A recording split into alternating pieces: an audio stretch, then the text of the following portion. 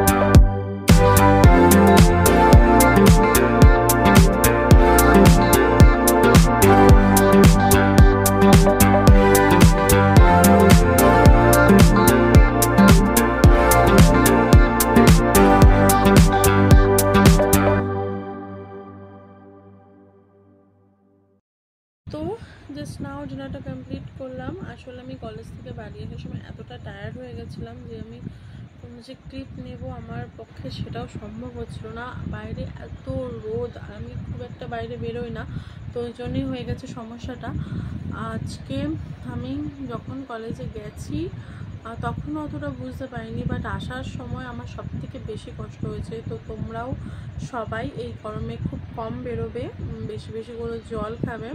আমি বাড়ি এসে জাস্ট কিছুক্ষণ চুপচাপ শুয়েছিলাম, তারপরে খাওয়া দাওয়া করে পড়ানো ছিল পড়ালাম। তারপরে যেহেতু তোমাদেরকে আমি বলেছি যে আমার পরীক্ষা, তো আমি নিজেও একটু পড়ছিলাম। এই পড়া কমপ্লিট করে উঠে ডিনার করে এই জাস্ট ঘরে আসলাম। এবার আজকে ভাবছি একটু তাড়াতাড়ি শুয়ে পড়বো, কারণ কালকে আবার এক্সাম আছে। তো আবার কালকে দেখা হচ্ছে। আজকের মতন গুড নাইট।